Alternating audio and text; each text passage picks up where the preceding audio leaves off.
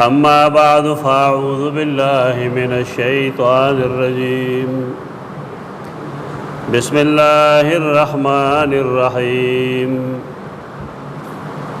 وكذلك جعلناكم أمة وسطا لتكونوا شهداء على الناس ويكون الرسول عليكم شهيدا.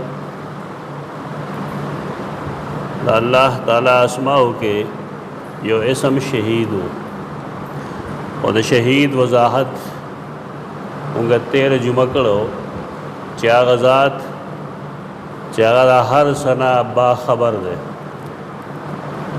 کائنات کے اس شہدہ سے نشترے چراغ ناغب بے خبر ہے. اللہ تا شہید پدے وجوئی سے اللہ کو پور ترے فوق عباد ہے، لیکن داغا علم داغا تصرف داغا واقداری اور داغا اختیار دا سدی لکیو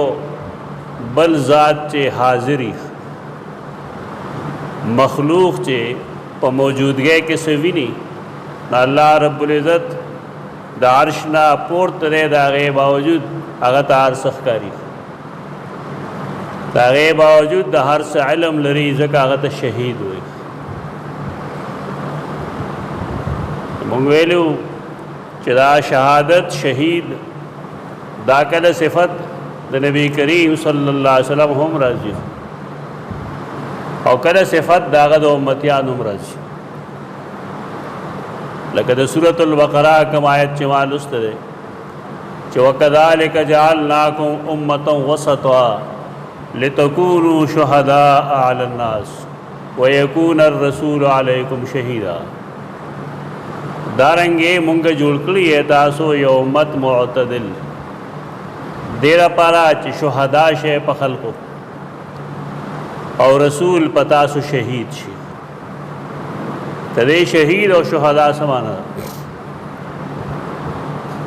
کارنا چی آیت کریمہ کے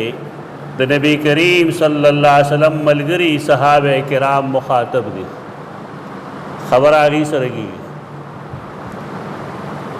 تو صحابہ کرام و درجہ دا اللہ و دا غد رسول پنیز دیر اچت دا اگرچہ عام مسلمانان دا غیر ندی خبر کنن سوگ دا صحابی پا بارک سبد ردوی نو خلق قبلی و دے اصل وجہ دارا چی دا قرآن و دا حدیث علم نشتا کہ دا قرآن مجید و دا حدیث دا نبی کریم صلی اللہ علیہ وسلم علم راشی نبیہ دا سے قسم سوچ تا صحابہ کراموں کی نشی پیدا کے دے کم چے بعد خلقنن پیدا کر دے.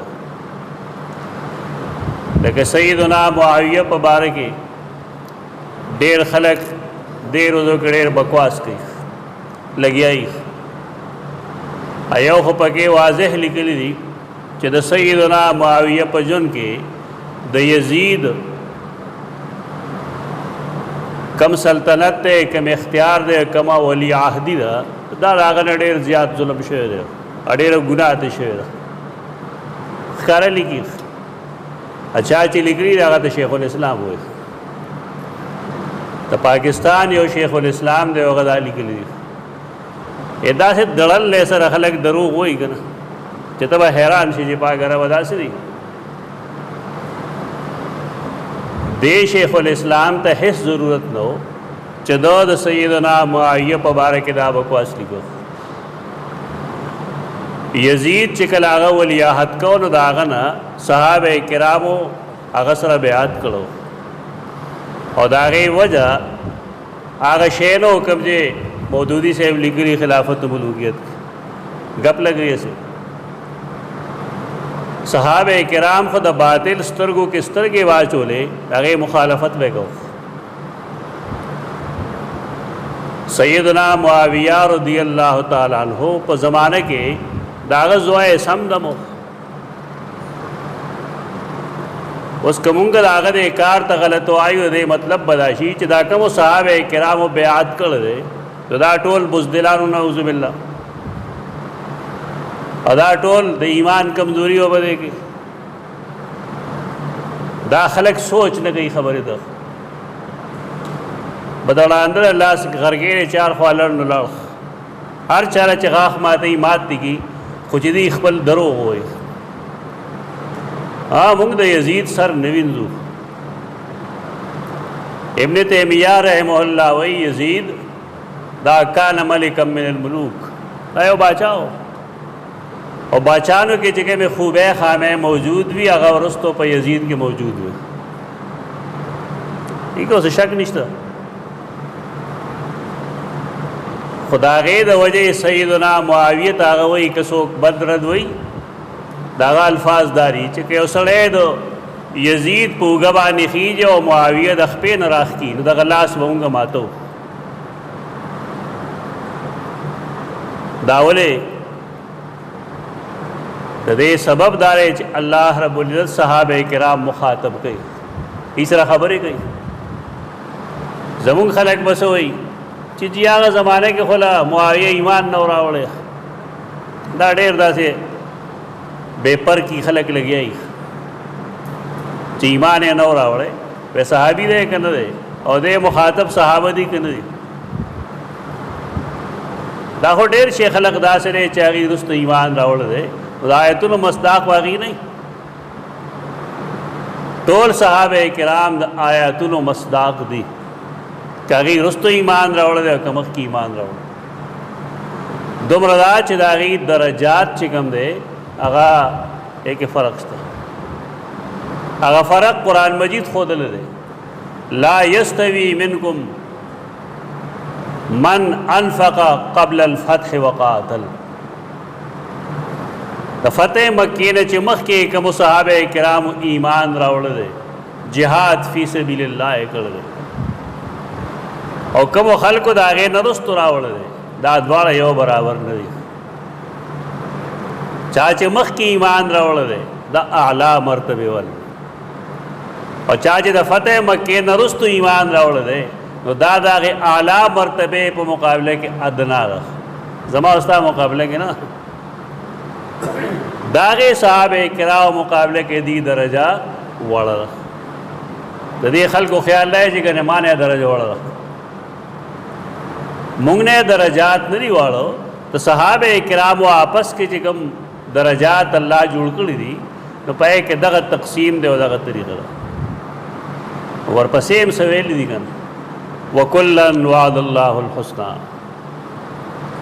کچا دا فتح مکہ نمخ کی ایمان قبول کرے دے و صحابی شوئے دے اور کچا دا فتح مکہ نرست ایمان راوڑ دے صحابی شوئے دے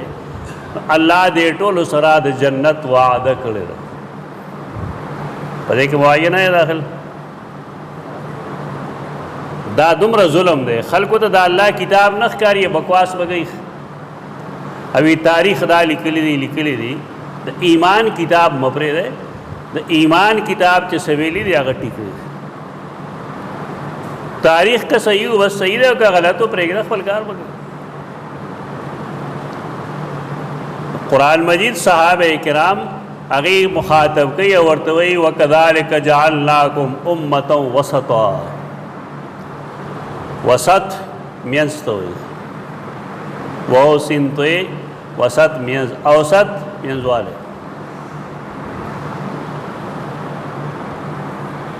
دا امت دا وسطیت سا مطلب دے دا امت دا نبی کریم صلی اللہ علیہ وسلم وسط دے وسط منے معتدل اعتدال پسند دیو پا ہر چیز کے دی اعتدالی انصاف ہوئی ایکسٹریمزم بنائی پا دی گی یا بدتار پا یو سر کی یا بدتار پا بل سر کی ندی دی اوسط کی خدا جان لے وہ مستقل بحث تھے یہود و نصارا زمونگ نمخ کے دو امتون تیر شوی دی اہل کتاب دی اللہ غیلم کتاب ورکڑو سنگے چمونگ قرآن را کر دی داغی نیکانو بندگانو سر مینو زمونگم نیکانو بندگانو سر مینو داغی دا نیکانو بندگانو سر مینا اگر بیادا سے ہوا چې هغې عزیر او عیسی علیهم السلام د الوهیت او د خدایتوب مرتبې ته ورسول. دا د هغې مینه وه. دې کې دی وسطیت پرېښود، اعتدال یې پرېښود. په عقیده کې اعتدال دا دی چې دا بزرگان دي، دا نیکان دي، دا د الله انبیا دي، لیکن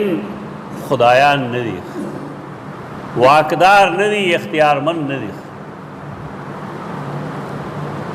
دا عقیده کې وسطیت دی. زمونږ امت دا به اوسط امت دی، معتدل مزاج به یې په عقیده کې. دی به داسې نه وي چې ګنې اولیاء نه منو، دی به اولیاء مني لیکن د هغې نه به خدایان نه جوړوي، د هغې نه به اختیارمند د نفع او د ضرر نه جوړوي، عالم الغیب به یې نه ګڼي، اوازونه به ورته نه کوي چې را مدد شي. د امت د وسطیت دغه مطلب دی. زمونږ خلقو وسطیت پرېښی دی. داسې خلق دی چې هغې د الله رب العزت د اسماء و بحث دی زمونږ. د اسماء و بحث کې داسې صاحبان تیر شوي دي چې هغې وایي چې مونږ د الله ګڼ نومونه نه منو. لکه حدیث کې راځي د الله یو کم سل نومونه دي، تاسو د هغې اسماء په ذریعه د الله نه سوال کوئ. دا چونکې حدیث دی، حدیث خو خلکو د ټیپر ښکاري اوس. نو وایي چې دا حدیث زه په دې نه منم چې که بالفرض یو کم سل نومونه زه د الله منم، د دې مطلب به دا شي چې ګنې زه د یو کم سل خدایانو عبادت کوم. دا ځان ته علامهګان وایي. دا معتزلو کې داسې خلق تیر شوی دی. ته ته وایه دا خو حدیث ته ځه پرېږده. حدیث وی د انسانانو نه انسانانو ته را رسېدلی دي، په دې وجه مونږ حدیث نه منو. اهل رفض هم دا وایي مونږ حدیث د نبي کریم صلی الله علیه وسلم په دې نه منو چې دا د صحابه کرامو په ذریعه مونږ ته را رسېدلی. دا قرآن د چا په ذریعه را رسېدلی؟ دا هم د خلقو په ذریعه را رسېدلی چې هغه ته مسلمانان نه ګڼي. دی قرآن مجید کی یو جمله لیکلی دا للہ الاسماء الحسنى فادعوه بها، او حدیث سے انکار دیتے ہو تارے 499 دی الاسماء الحسنى سره وسکے سدا اللہ دا پارا نمون دی خیستا خیستا یو نم خونه دی نمونه دی. نو څه مطلب شو چې نمونه ډیر شي نو ذاتونه ډیری. دا ځان ته هوښیار خلک وایي. معتزله ډېر زیات هوښیار دي، ډېر عقل پسند دي، عقل پکې ډېر دي. د دې نه سیوا آخره خو شته نه اړو. ستا په کلي کې یو سړی دی، هغه حکیم هم وي، قاري هم وي، فاضل هم وي، ډاکټر هم وي، امام هم وي، او ته د هغه نوم اخلې، دا ټول القاب ته مخکې ذکر کوې ورپسې د هغه نوم واخلې. نو څه مطلب چې دا رس کسان شو که یو دی؟ یہ تو صفات ہوئی دا اللہ بندہ، یہ تو صفات ہوئی. فلان کے عالم ہم دے، قاری ہم دے، ڈاکٹر ہم دے، حکیم ہم دے، طبیب ہم دے، امام ہم دے، خطیب ہم دے، مناظر ہم دے. ہویا ہوگا اس لیکن دا اللہ دا صفاتو نا انکار اور بیا دا اسماؤ نا انکار چی دا پدے وجہ کم دا ایکسٹریمیسٹ دی دا خلق انتہا پسند نہیں. انتہا پسندی یہ واضح دنیا کی نہیں، دا دینی خلقوں کی نہیں. بعض خلق ہوتا ہے توحید حیزو لگی دی، توحید حیزو صفات نے انکار کی سرخ چنانا اللہ واحد لا شریک دے، واحد لا شریک دے، لیکن صفات ڈیر دی کہ لکھ دی. صفات داغ لا محدود دی. خپل وسطیت مپرے رہے، خپل اعتدال پسندی مپرے رہے. صحابہ کراموں کے بائے صحابہ دا سی دی یو خو زمونږ دور دی، زمونږ دور کې خلک مونځ نه کوي، جماعتونو کې حاضری ورځ په ورځ کمیږي، وقتاً فوقتاً کمیږي، جماعتونه ښه جوړ شي لیکن مونځګزار کمیږي. د هغې سبب دا دی چې مسلمانان د خپل صحیح دین نه واقف نه دي. د دې خو خیال نه چې زه مسلمان کله پیدا یم، زه مسلمان یم، بس چې بالغ شي نه بیا دا نه ګوري چې زما څه فریضه ده، زه به څه کار کوم. یو د صحابه کرامو طریقه وه، هغوی په خپل سوچ سمجھ باندې مسلمانان شوي وو. موږ خو سوچ سمجھ باندې نه یو مسلمان شوي، موږ خو د مسلمانانو کور کې پیدا یو، بس پلار نیکه څه کول موږ هغه کوو.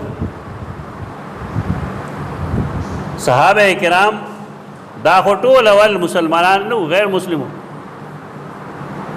نبی کریم صلی اللہ علیہ وسلم چې د دین دعوت ورکو، هغوی سوچ سمجھ کر هغه دین قبول کو، ځکه هغوی کلک وو. مونږ سست یو په دین کې، وجه د هغې دا چې مونږ دین دپاره کړېدلي نه یو. مونږ د خپل دین معلوم نه دی چې زما دین ما ته څه وایي، هېڅ پته نه لګېږي چې زما دین ما ته څه ویلي. هغوی چې کله دین قبول کو نو بیا هغوی دین کې څومره کلک وو. سیدہ عائشہ رضی اللہ عنہا فرمائی چې یو درې کسان رالل د پردې شاته ما سره خبرې وکړې، ما نه تپوس وکړ چې رسول الله صلی الله علیه وسلم د شپې څنګه عمل کوي، د هغه عبادات څنګه دي. نو ما ورته وویل چې ماسخوتن راشي نو سمدستي وده شي. زموږ هم مسلمانان دي که نه، ته دې دور ډېر ښه مسلمان دی، دې تر 2 بجو پورې خپل فیسبک ته ناست یا انټرنیټ ته ناست. په خولې د نبی کریم صلی الله علیه وسلم نوم خو اخلي، لیکن سوال دا دی چې ته تر شپې تر 2 بجو دغه پلیتي وکړې، نو سهار به ته مونځ د څنګه پاسې؟ دا ممکن ده؟ دا غیر حاضریه سے نه ده جماعتونو کې،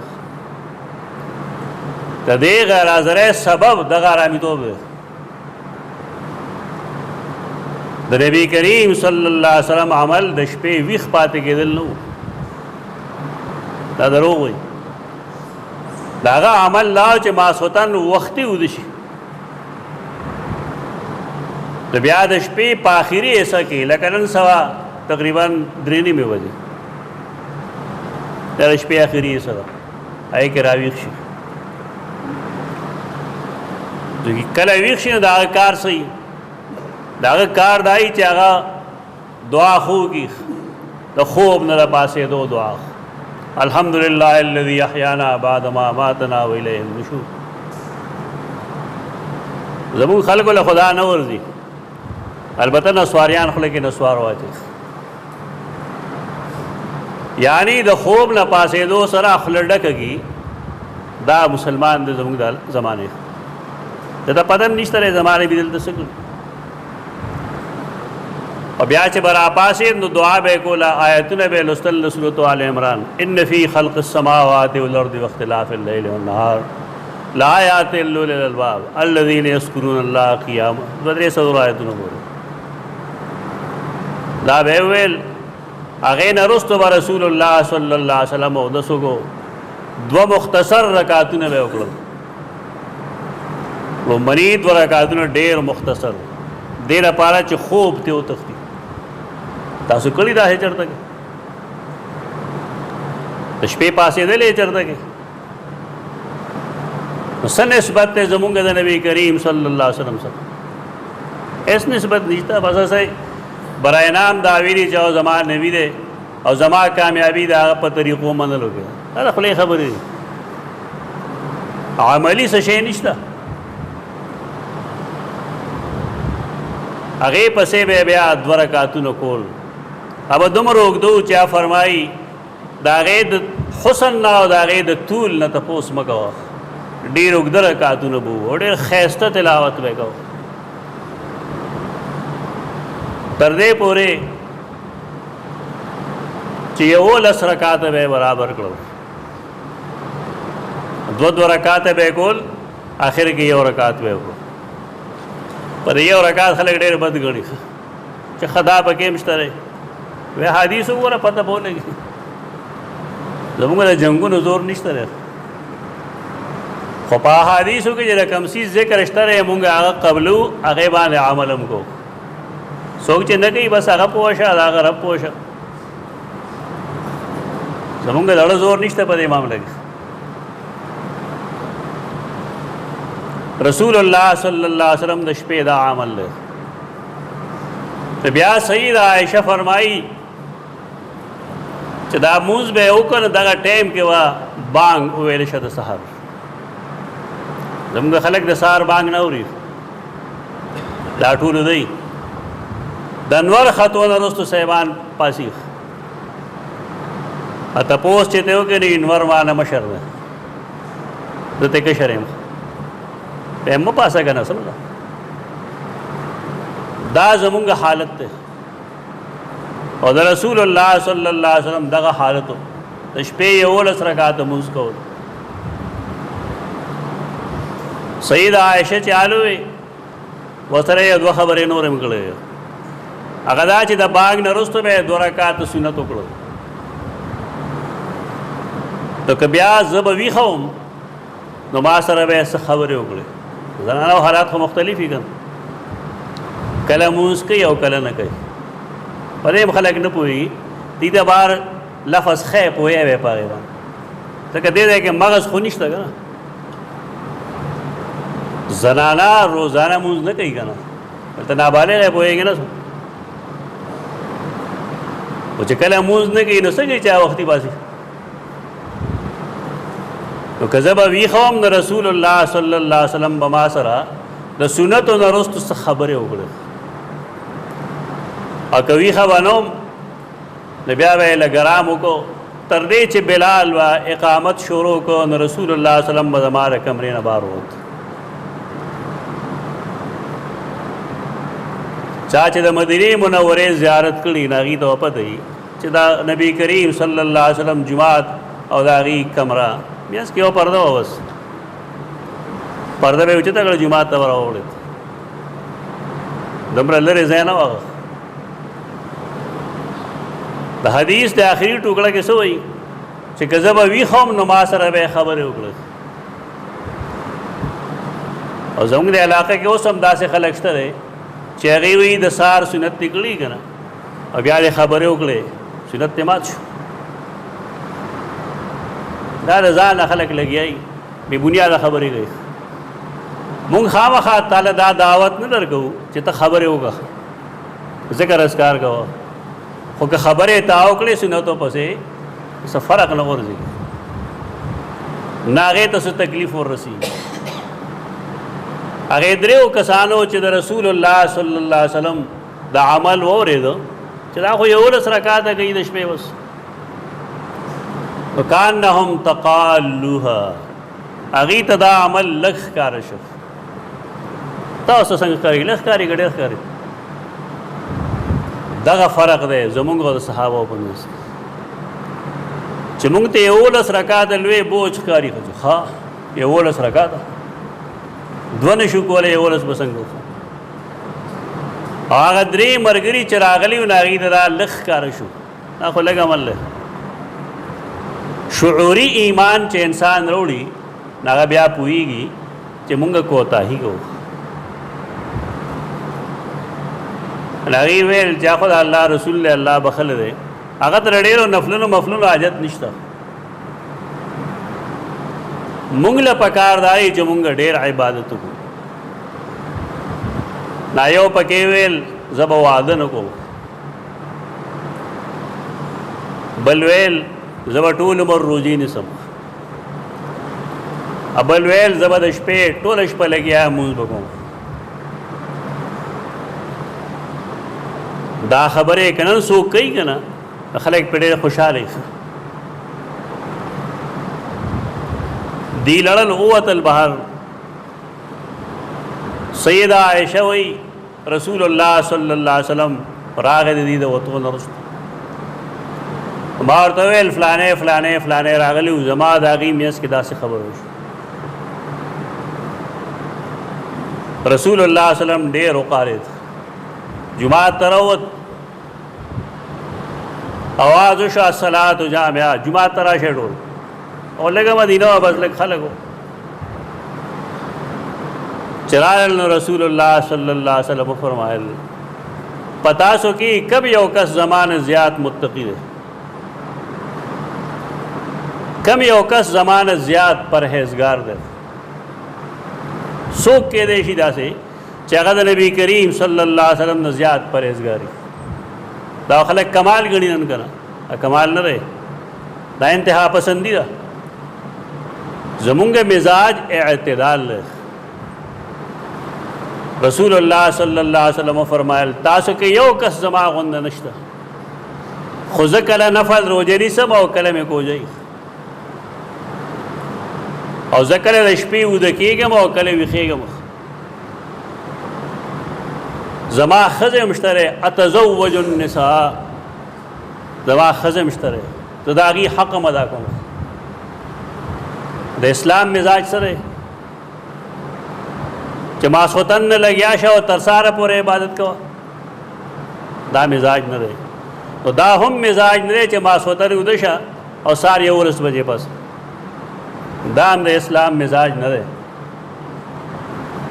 نیکان یو مصیبت کے گرفتار شوی او عوام چکم دے بل مصیبت کے گرفتار خپل صفت خپل گا کذالک جعلناکم امتا وسطا تاسو معتدل خلق ہے تاسو با منظم کوئے تاسو با خوبم کوئے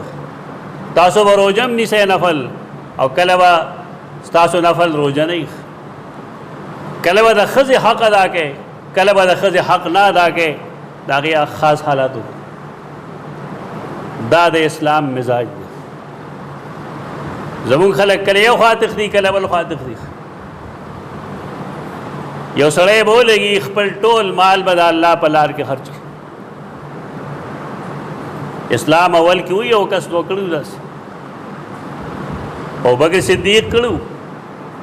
لیکن هغه د اسلام ابتدا وا اسلام ته ضرورت روستو چې کله اسلام ترقی وکړه مسلمانان کلک شو یو کس دا چلو کو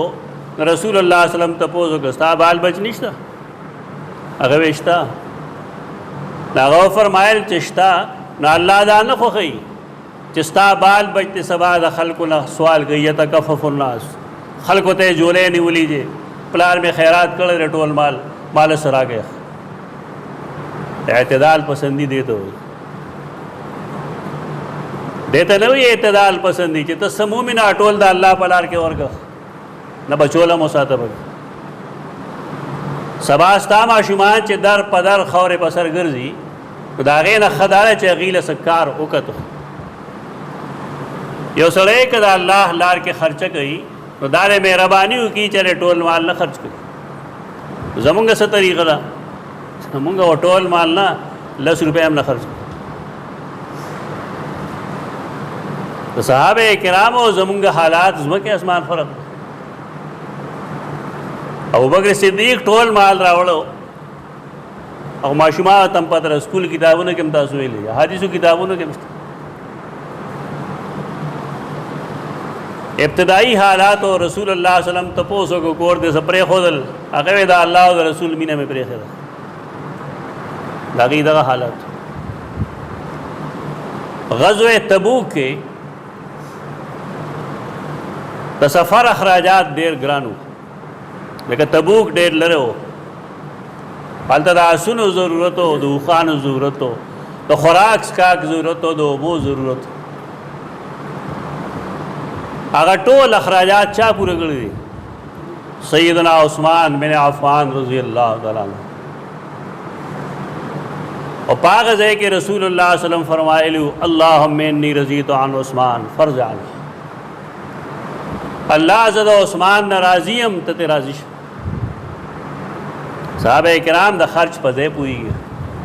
زمون خلق مالداران ہم دا خرچ پزے نہ پوئی گیا الا ماشاءالله سترګې ولا ډکی ورکې نه الای ودی ویخیږي چې اعتدال پکار دی. اعتدال خپل ځان ته وګوره، خپل جیب بیخي مخالی کوه. قرآن چې کومه طریقه خوده دغه وکړه.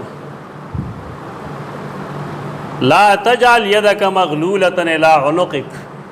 ولا تبسطها كل البسط. خپل لاس سټ پورې متړه چې دا الله په لار کې څه خرچه نشته.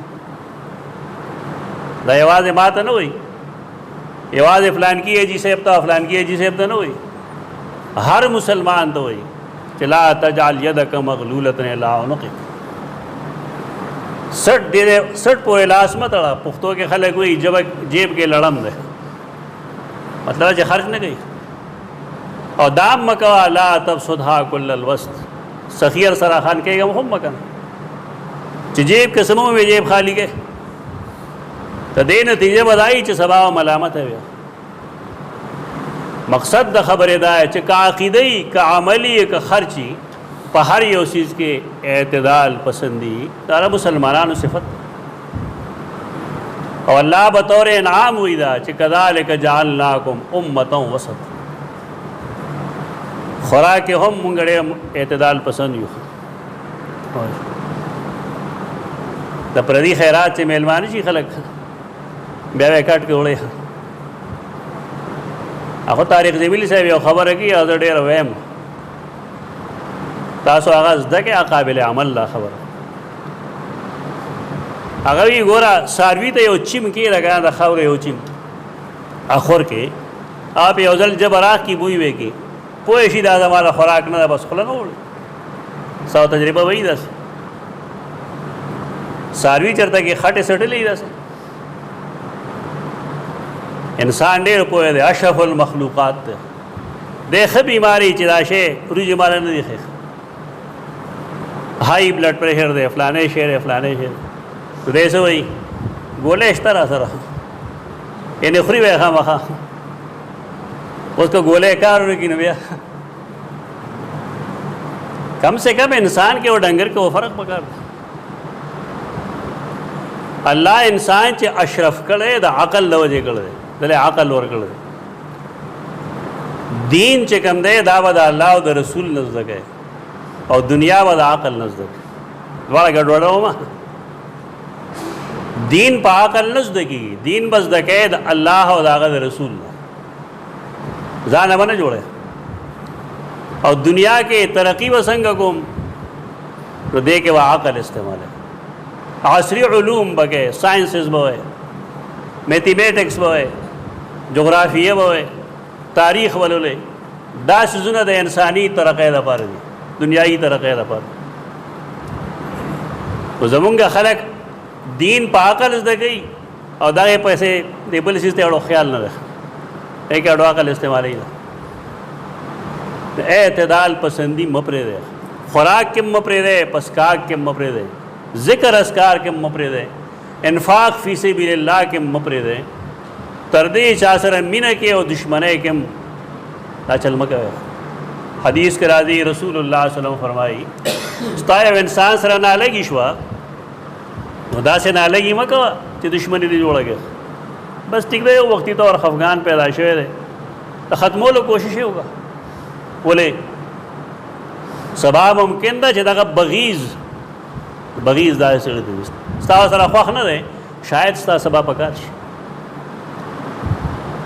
او یو سړي سره مینه کوې نو هغه سره ډېر مه خوږېږه، ممکن ده سبا د هغه سره دشمني پیدا شي بیا وسکه. پښتو متل بالکل د حدیث ترجمه ده چې دومره مه خوږېږه چې خلک دې وخوري، او دومره مه ترخېږه چې خلک دې توکي. دا ټول د اعتدال پسند ہے. قرآن مجید مونږ ته حدیث مونږ ته وضاحت کوي د دې. مونږ معتدل مزاج الله پیدا کړیو. خدای اعتدال راځي د دین په مطالعه باندې، د دین په علم باندې. کذالک جعلناکم امة وسطا. الله دا خبره په کم تناظر کې کړې ده، هغه ځان له یو مستقل بحث ته راغی. هغه بحث به ان شاء الله مونږه آینده جمعه وکړو چې ولې الله رب العزت موږ ته امت وسط وایي. نو دا د دې تناظر سره تحویل قبله هغه وضاحت به ان شاء الله آئنده جمعه کو. اقول قولی هذا استغفر الله لكم ولسائر المسلمين.